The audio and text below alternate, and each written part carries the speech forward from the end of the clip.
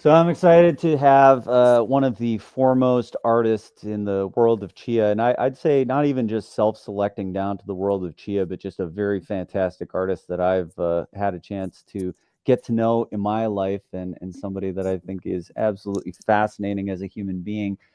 Mondo Monkey, the creator of the time-traveling monkey. Lucas, I know you're a big fan of the art. I think you've even got it on the background of your Twitter profile or your X profile, rather, right?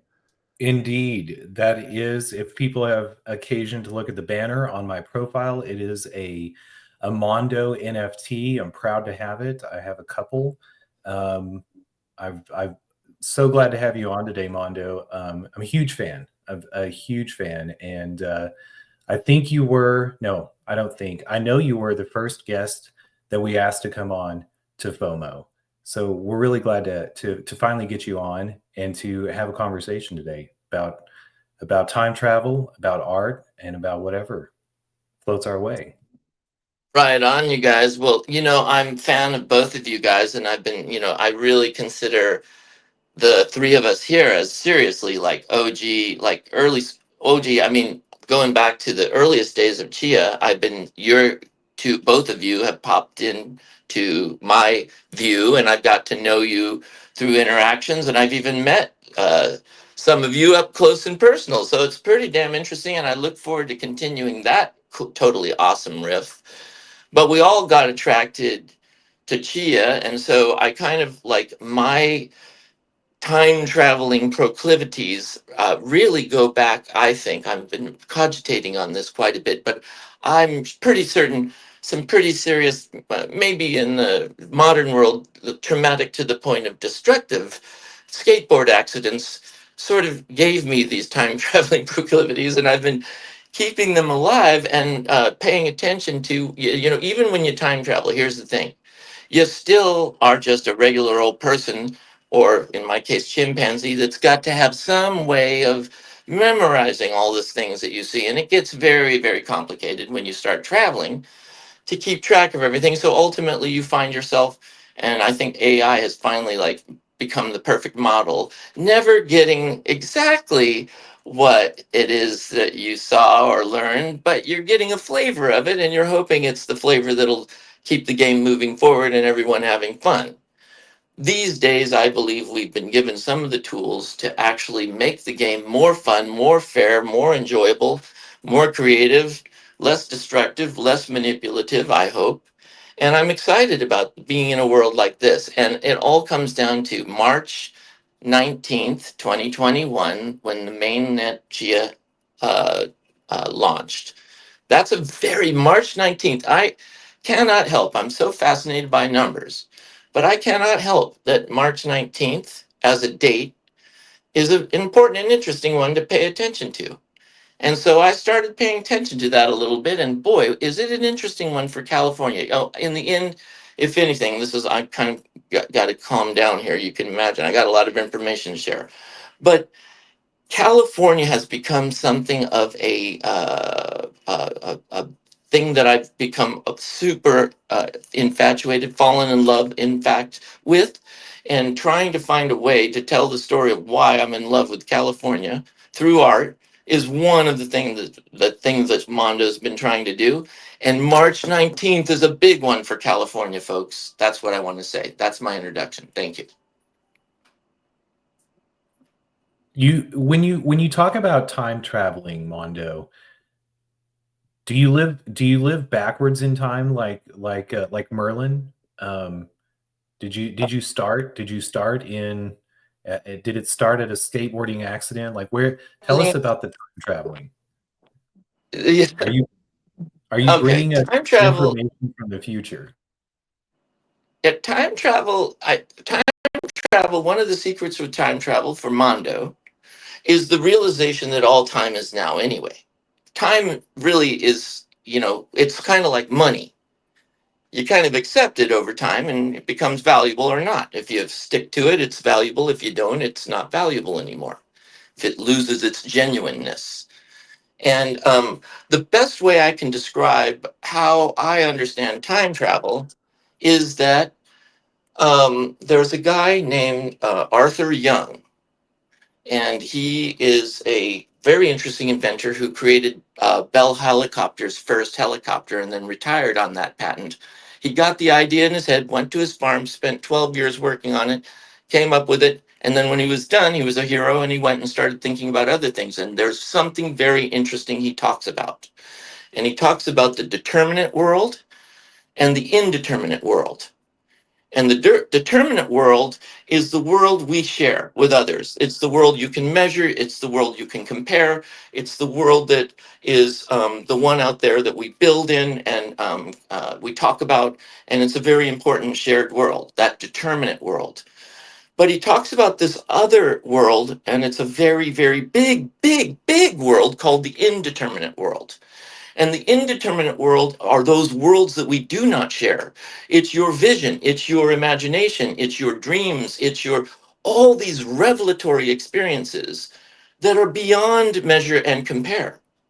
And so Mondo's concept of time travel is really this realm that exists and that humans have been tapping into in all kinds of different ways that's far vaster than the determinate world we're all part of and everybody's crammed into and feeling like they're so limited and it's so, oh my God, and I just, that.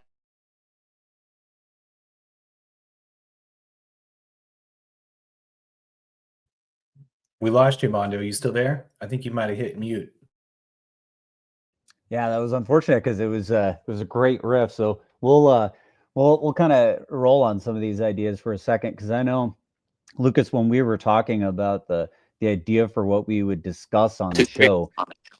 Oh, we got him back. Mondo, we lost your audio for just a second. So we were right smack dab in the middle of the non-deterministic world. Oh, perfect. Okay, I'm back. I'm Discussed back. by Arthur Young. Right on. So anyway, Yeah, I so was just riffing on that because I just wanted to point out to people that this time traveling capacity really is part of everyone's experience. It's not just unique to me. I've just found a way to talk about it and experiment with it, and that's compelling. And I've been able to search out through time and space, let's say, that we all are able to do with the tools we have now, because we're using technology to do that.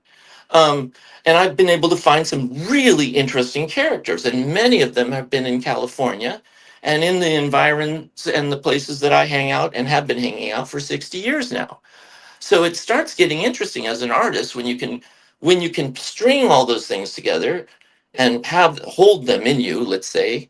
For me, I'm finding it to be a positive experience, and being able to use the tools that we have now, for example, AI and other things, to build interesting things or tell interesting stories, be able to share those with other people. And yeah, it's just fun. It's kind of for me like a dream come true because I've been thinking about things like this literally since at least 1970.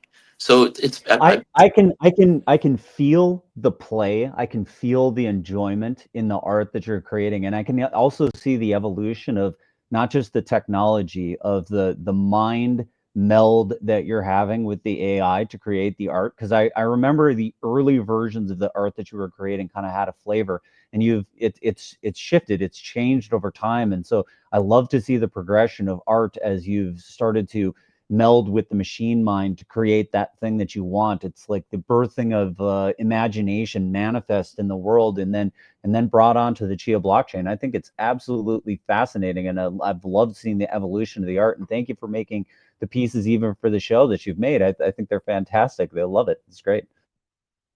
the fact that these tools are becoming ubiquitously available gives every one of us a chance to sort of like in our first music, let's say I go to first music class. The first thing we learned how to play was he taught us to take two spoons, wrap a rubber band to the end, and then get a rhythm going.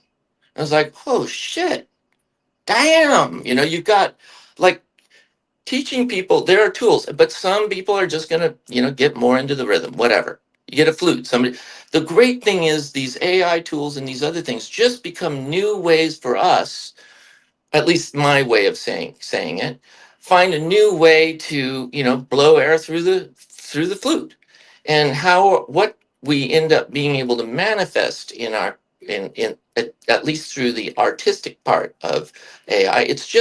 It's like an imagination synthesizer, a calculator. It just is helping, sort of like with code, it's helping you go quicker to get to what it is that you're trying to envision or at least express. And I find that imagery can tell a much deeper story than words, and it can do it instantly, even though it may not be the same story. You get a feel for it. So I appreciate, yeah, there's quite an evolution. If people were just to follow and look at Mondo's history, they would be able to see it go from like no AI yet to like what happens when I can do that with that. And then just, I hope others will get inspired to find their, just realize this is a new way and freely, basically almost freely available. I mean, it's amazing the tools we have. Go ahead and play with them, see what you can come up with. And then you build that relationship, like you were saying, Grant. It's like you really are, just like with skateboards and other kinds of motion tools, you're building this kind of intuitive relationship. Like the way I can get some of the images that I'm looking for is really a back and forth. It's like it really does feel like there's a push and pull, and I'm learning how to navigate that so that it becomes more musical, if that makes sense. So Mondo, you mentioned March 19th, 2021. And as you talk about being in California through the 70s and the conjunction of technology and culture that you express in your art, what was your, and I also know that should add for listeners, I also know that you post about California banknotes from the 1870s and California notes that were printed on fur from bears, bearskin banknotes. How did you come to Chia, and what was your idea of blockchain and cryptocurrency when you came there, and where do you see it going as we talk about tokenizing real world assets, and you've been doing that for a couple of years? yeah, it's a good story. So March 19th, I'm going to get into that a little bit. So, it turns out that I'd only ever really been fascinated by one saint, and that was Saint Nicholas. Santa Claus and Jesus created that holiday, Christmas, and it was and has been seriously one of my favorites from the very, very beginning. But it turns out that I have one other saint that came into my life that has something to do with this March 19th thing. My birthday is July 1st, and there never was a saint there, but it was just still a glorious day, as you could imagine if it were your birthday. And I only found out about 5 years ago that the patron saint of California was picked to have his saint day in the United States as July 1st. And when I found that out, I kind of it was quite a time traveling swerve right there. So I became quite familiar with this character, and he's pretty much very important in California history. And he was, at the time I discovered him for myself, I found out that he was very, very much not liked in California by the Californians and pretty much liked by everyone else everywhere else in the world. His name is Junipero Serra, and on July 1st, 1769, he arrived in San Diego after a journey from Laredo and California, Alta California. He was taking over the beginning of Alta California. Baja California had been finished missionizing it by the Jesuits. And then in 1768, the King of Spain kicked out all the Jesuits from the New World. They were given 1 year to leave. And Junipero Serra, at that point, about 56 years old, from the island of Mallorca, a very interesting character, finds himself the Presidente of Alta California, and he leaves on his trip July 1st, 1769. He's there. I'm going to get to the meat of the matter here now. He is there in San Diego. It is a last shot for California. Somebody's going to take over California. Everybody's coming for California. The Russians are coming. The Americans are coming. The French, the British. Anyone and everyone is trying to get there because it's the last little parcel. And this guy is in San Diego, and he's hoping this is going to be it. And everybody else is going, nah, I think we better go. They're running out of food. The boats that were supposed to come didn't come. Everybody's fucked and nobody wants to stick around.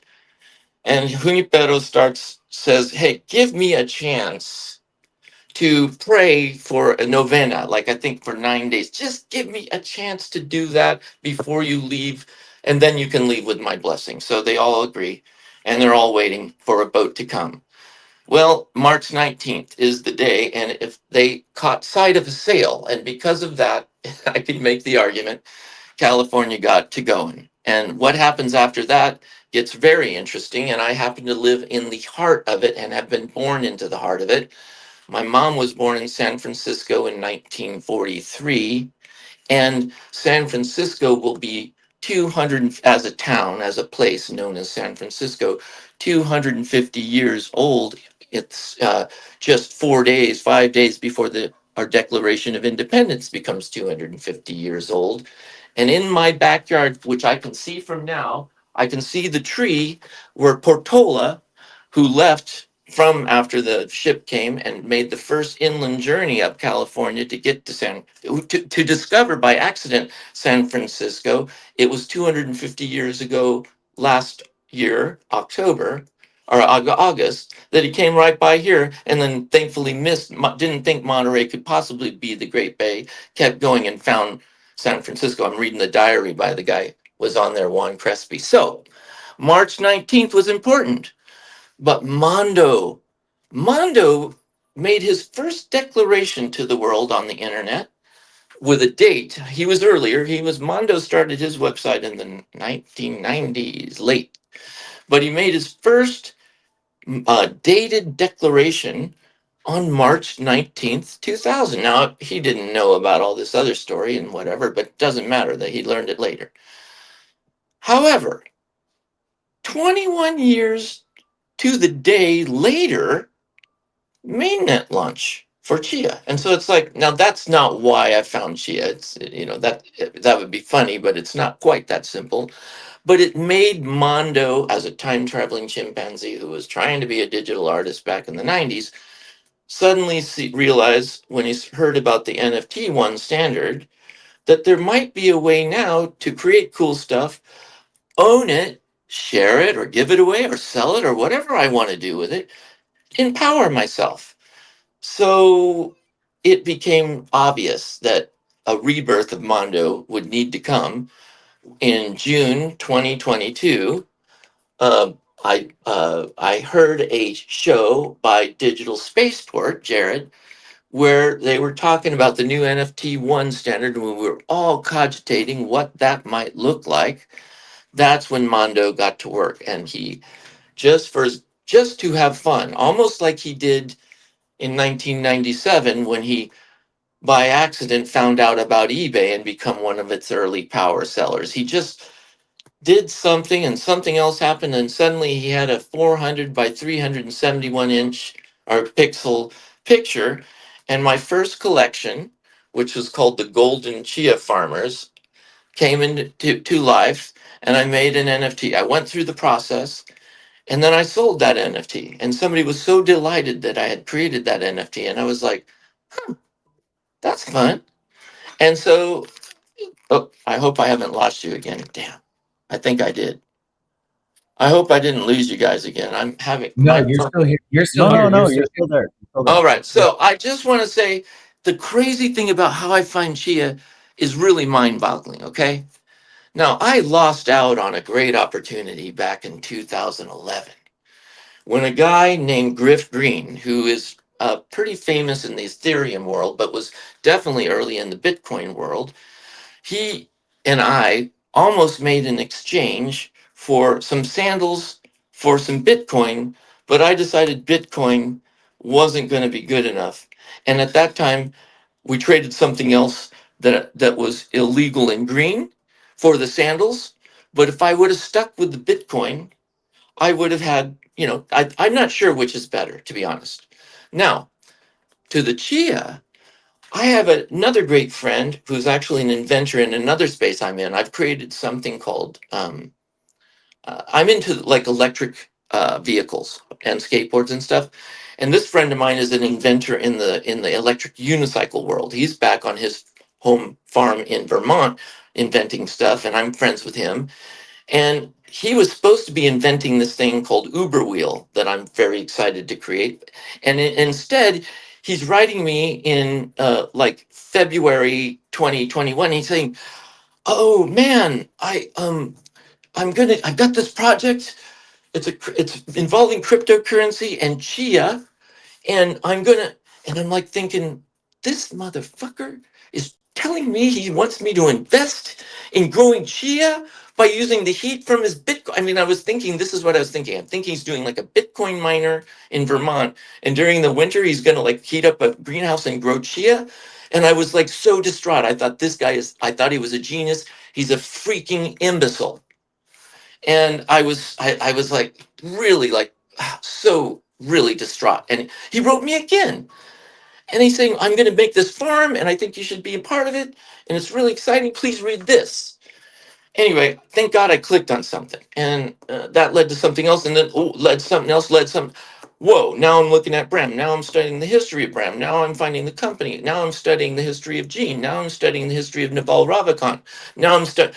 It is a rabbit hole going down, and it suddenly morphs so nicely and perfectly into that other part of my life that who could not be. And I know, gosh, Lucas is on the same league and higher, but fascinated by money all my life. That's the stuff that is great, right? I mean, if you have that, you can do great things.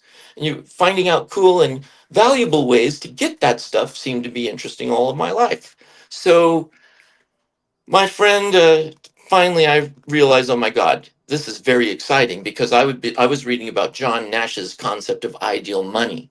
I got really fascinated by his final thoughts, and his essay, John Nash, the beautiful mind guy, on ideal money. He literally, I just sort of been reading that. I'd read the Bitcoin white paper early on, by the way, and I dug it, and I was fascinated by it because I speak Japanese. I'd lived in Japan, and I thought, whoa, Satoshi Nakamoto, what's going on here?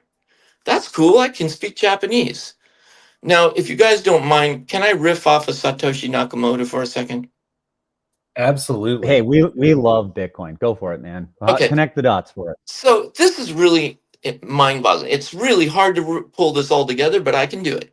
Now, I want to let you know I'm sitting right now in Santa Barbara, California. Okay, Santa Barbara, California is where the first Bitcoin transaction happened, where Hal Finney, who was working for PGP, he decided, and I totally don't blame him, that he was going to be the first virtual, or what is it, office, offsite office. A dream all of us have had since 1970. Who wouldn't want to be able to have their office at home? Obviously, that's the right thing to do. So he's doing it. He's doing all that stuff in Santa Barbara. But let's back up. There's this poor son of a bitch known as Satoshi Nakamoto in the town of Temple City, where I grew up in California, who's not Satoshi Nakamoto, the guy that created the that created the Bitcoin, but nonetheless gets, for a moment in 2014, he's that meme now. That poor guy. He's just a Japanese. There was a lot of Japanese Americans living in Temple City. He's just a Japanese guy who happens to have that name. But what's crazy is Hal Finney grew up right by there too. Hal Finney went to Arcadia High School, where my dad went to high school.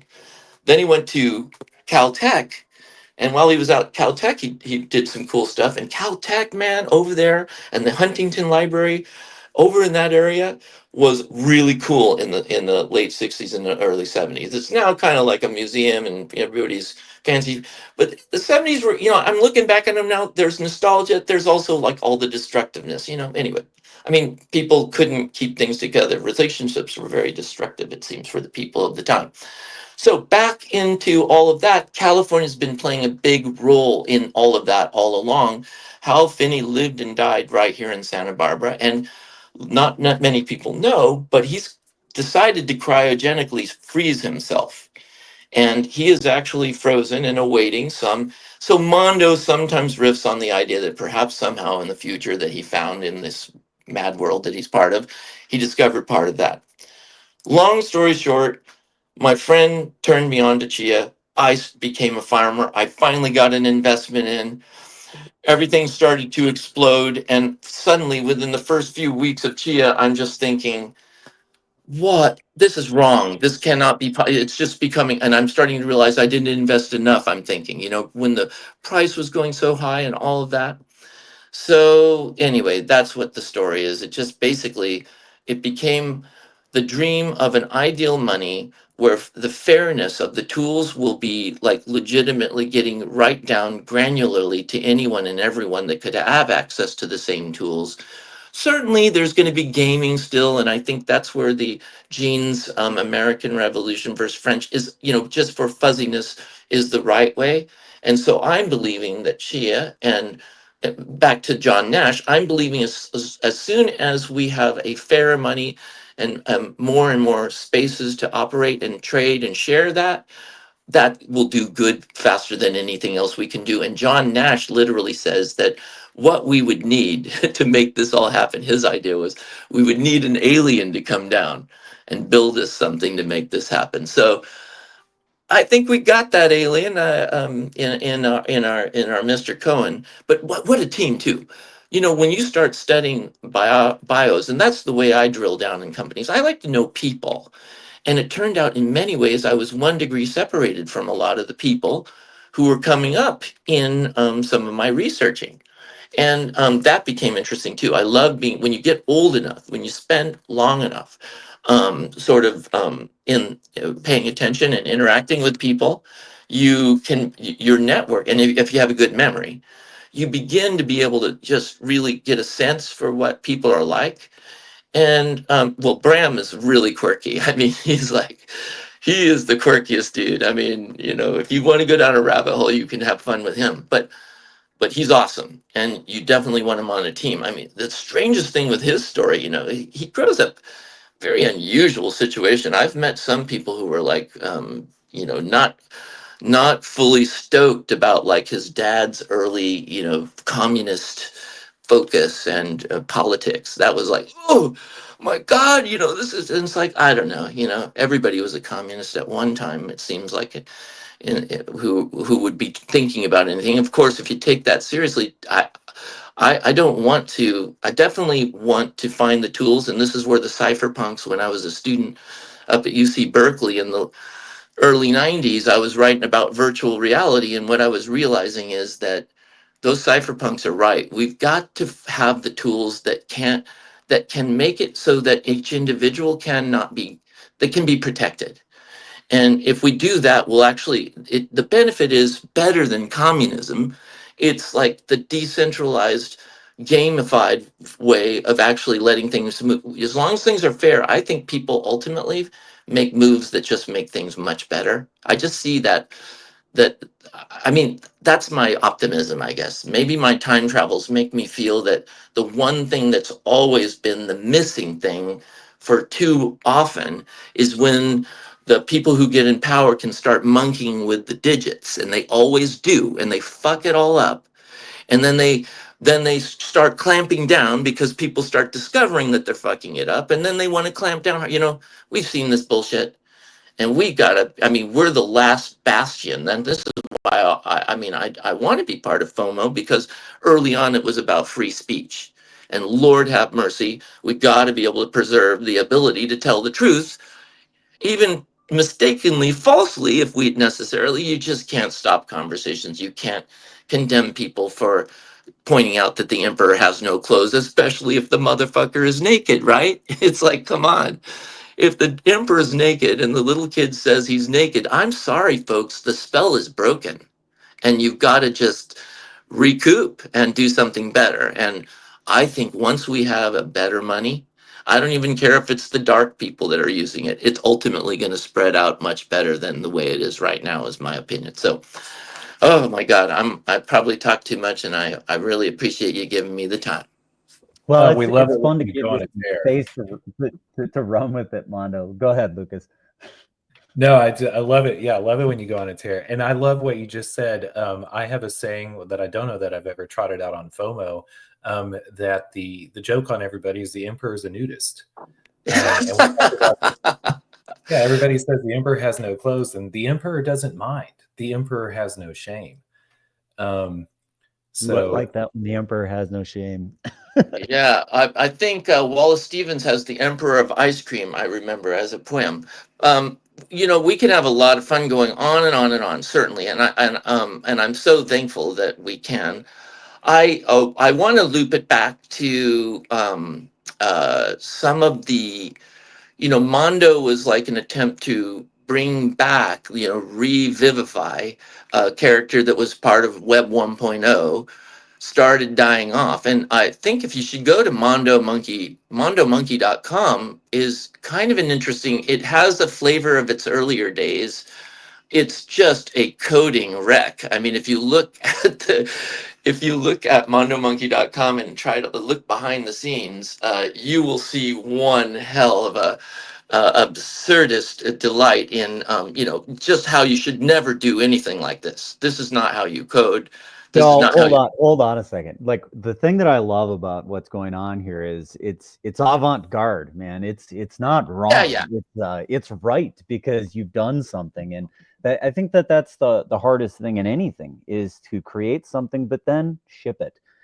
Anybody can create art and sort of hide it away, but like when you start to give it to the world, then it becomes something for others, and they find their enjoyment in it, and that's the synthesis, both in the AI when you meld with the machine mind to allow your imagination to manifest, but then when you give it to the world and it's out there. So, I don't know, man. Like I have a lot of sympathy for anybody that gets something out there and ships. Your website is not bad. It just is what it is. And if you've used the crude tools in the way that you knew how to use them, then you're like the monkey that's banging the rocks together and suddenly fire manifests on the ground and he stays warm. It's not wrong. It's what it is.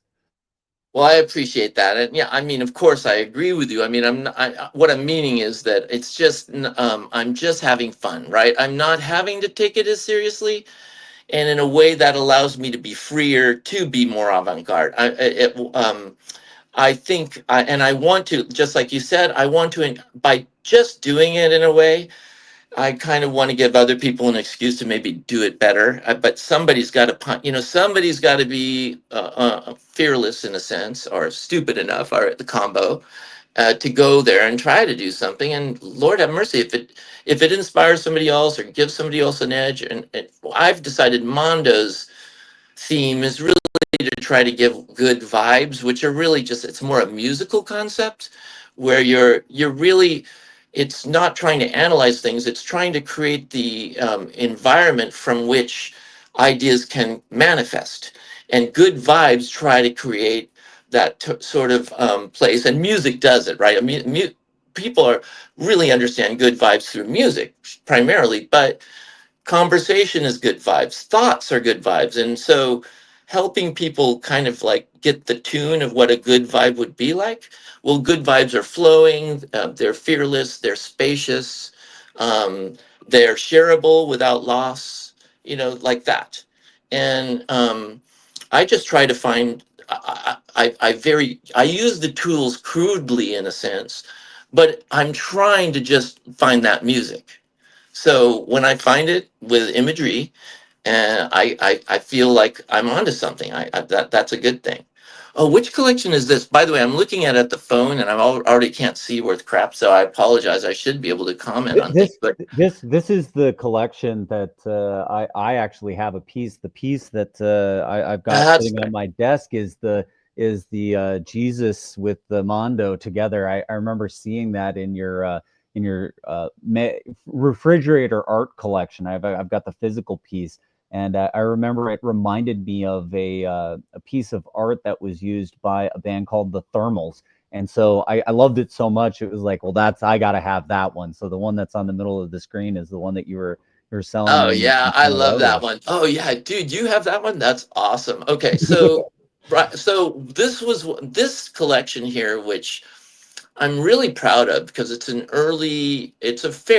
the second, it's a collection that was an IRL NFT collection. It's called, it's Cosmic Adventure. What's the full title? It's like Mondo's Surf and Skate Adventures Series 2, blah, blah, blah, like this. and then the tagline is pretty. It's pretty funny. Would you read that tagline? It's Yeah, it's pretty, Mondo's Adventures Surf and Skate Series 2 Cosmic Surf Odyssey. okay. And then, so this is where I began to realize I had to do a lot of work. So one of the tricks to getting good AR art is you got to work at it. You're not, you got to curate it. You got to dance with it. You got to, and so I did a lot of these pieces. I think literally, some of the times I was literally in flights between Istanbul and Santa Barbara.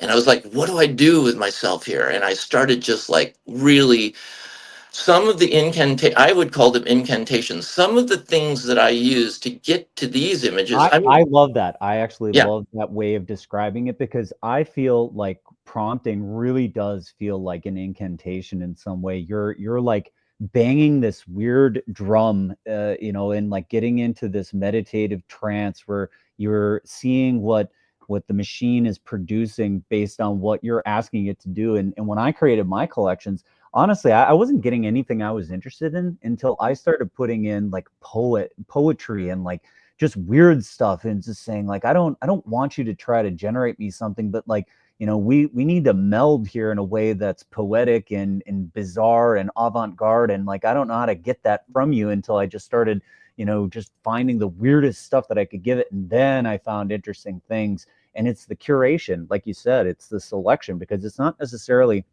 what it gives you, but what you select out of what it has given you, and you curate it and sort of pluck out, this is what I think is interesting. And that's part of the creation process too, is what do you throw away and what do you say is worth having? What do you think is worth putting out there into the world? That's the synthesis.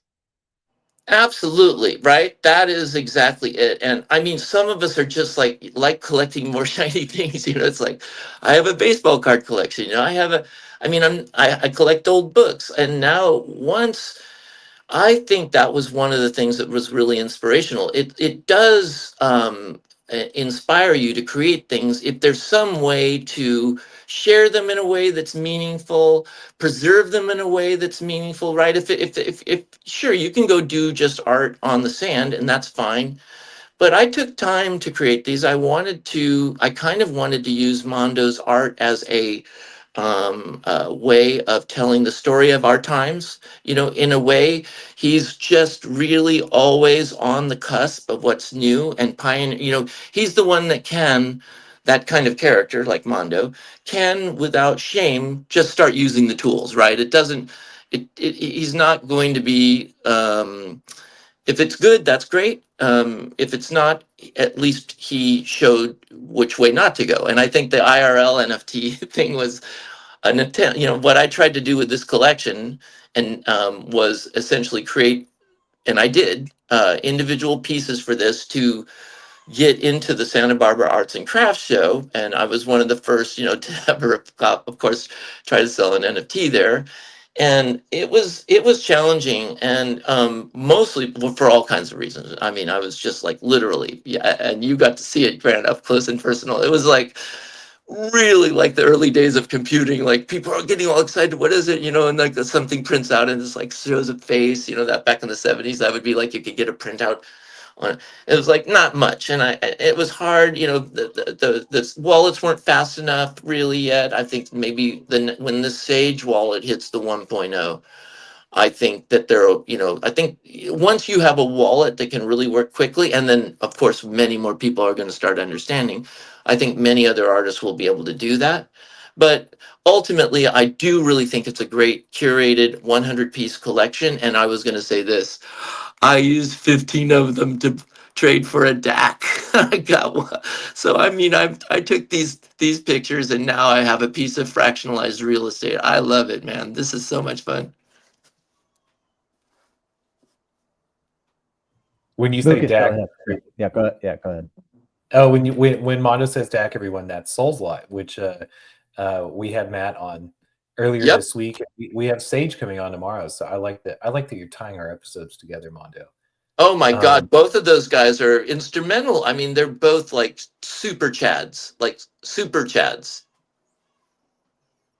Well, you're the superest, Chad. You also You were on. You said earlier in the episode that you were on eBay when eBay happened in 2000.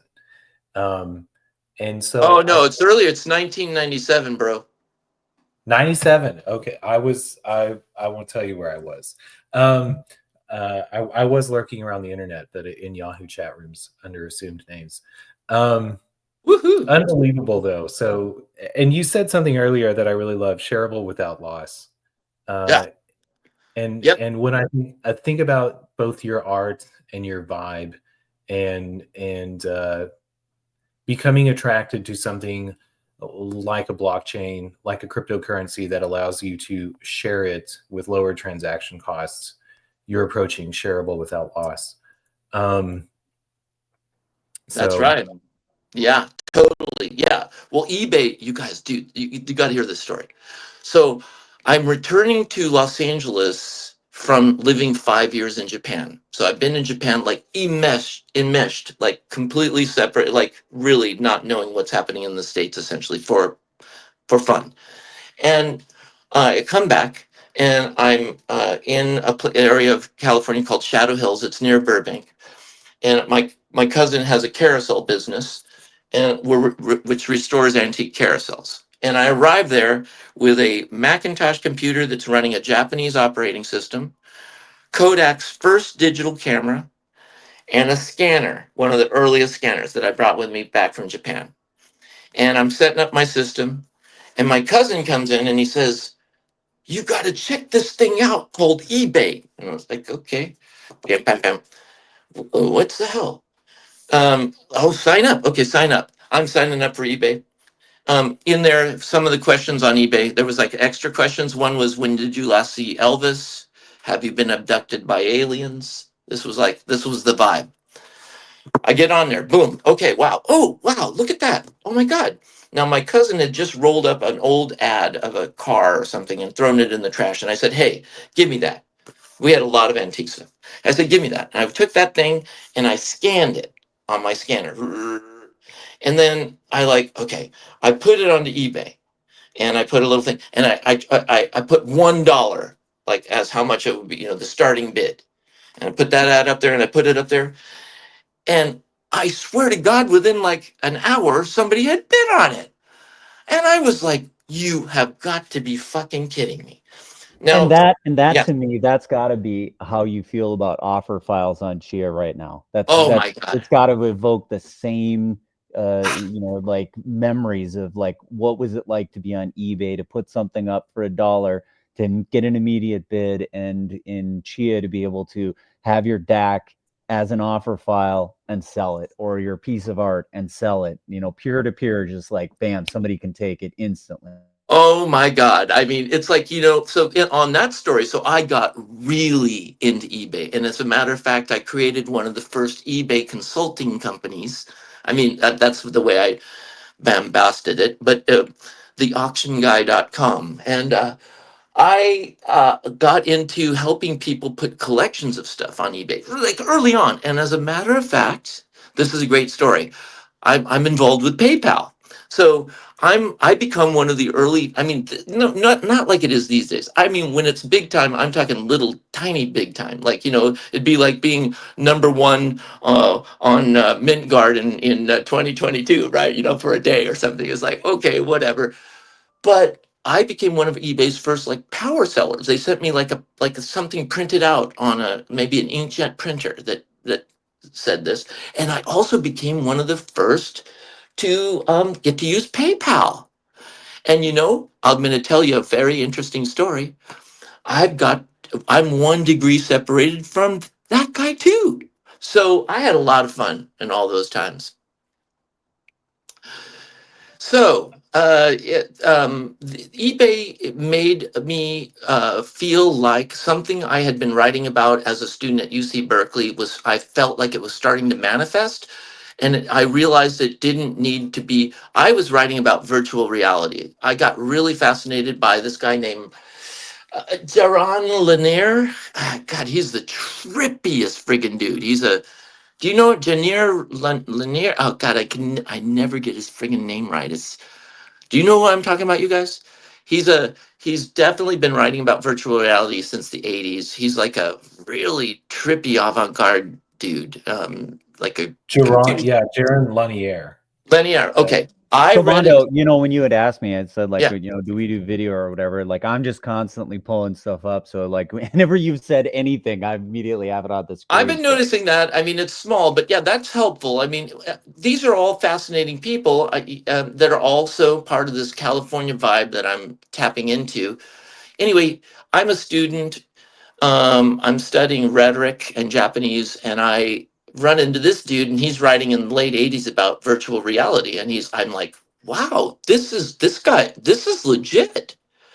And I've been, like these capacities to, technologically play around with the experience of space time was going to become a reality. And of course, I was fascinated also by just the psychonauting, all the human beings are always trying to find different ways and different angles to refine their vision on what the hell's happening out there. And there's more than one way to access that information. And all kinds of traditions go at it different ways. But ultimately, in the determinate world, that one we were talking about, it's like there are formulas and methods that are more straightforward than the incantations of AI, right? It's way better to be able to, like, you mix this with this and this is going to happen, rather than you mix this with this and who knows what the hell's going to happen. It's going to be interesting to see. I like both. The indeterminate world is much more revelatory. You have to be there to see it and experience it. It's not something you can recreate exactly like it would be when it just happens. And rather than, reasoned out, I think. By the way, on that topic, there is a character, oh my God, Lev Seshtov. Oh my God. I should just say this name so some schmuck out there goes and opens a book and reads about him, because he is interesting. He influenced Camus. Uh, that's it. I think I ran out of steam. That virtual reality, though, as I was studying that, I came to the realization that that's going to happen in the future. When I saw eBay, I realized that it could happen much sooner, i.e., the internet became that virtual reality, but on a very, very, flat surface. But it already had the power to do the sort of the benefits could start accruing quickly. So virtual reality, I wrote this essay. I should share that essay one of these days. It's quite, I read it now and again back and realize, yeah, that was sort of like we're fast approaching in the virtual reality world. And is that good or bad? That's what I was talking about. When you start talking about virtual reality in that way, it really is time travel. That's what you see what I'm talking about? You start being able to, I guess that's what they call, I got into Kurzweil too. And he was writing like the coming age of spiritual machines. In all of these things, I never have glommed onto any one person. I just try to keep the vibe of trying to find the way forward that ultimately leads to what I think the best game move in a game. The very best game move would be the move that wins the most for the most, by virtue of the fact that that's the best game move, not because they're like dumbing it down to get that to be the best one, but because that is the best one. I look forward to rails and playing fields that really create that space more and more, without having gatekeepers who are either one at the same time hiding stuff that couldn't be exposed to the light of day. I don't like that. We don't like that. We don't like having rulers that aren't that are and people who are playing the role of representing us to be deciding that there's information we shouldn't or can't have, and then at the same time using that information to do their cronyisms. That's another reason why I got involved with FOMO. It's because that's kind of part of our new job, as we found out now that the handlers were, manipulating the levers. It seems to me that we've got to, stand up and play the role of middle fingering anybody that would dare try to step on our rights. And now we have some of the tools available to us to make sure that middle finger is also backed up by a punch if necessary. And Remember, Yeah. Remember when we had to say "épate la bourgeoisie," stick our tongue out at the upper classes. Ugh. But Ted, I'm sorry, Mondo, Mondo. It's as you go on, as you're describing making moves towards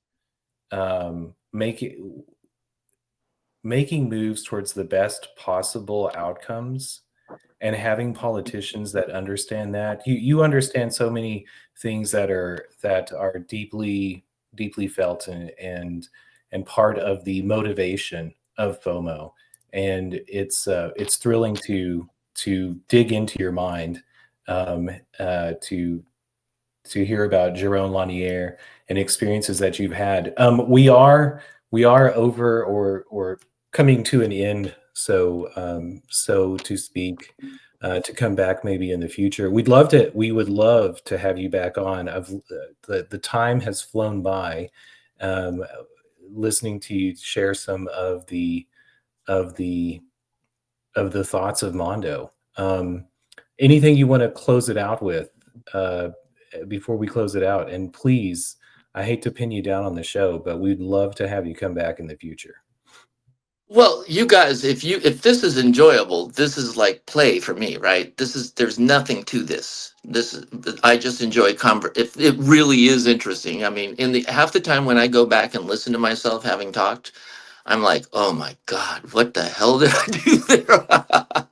So, but at the same time, it's no sweat for me. I would, if people like it, there are other stories, obviously.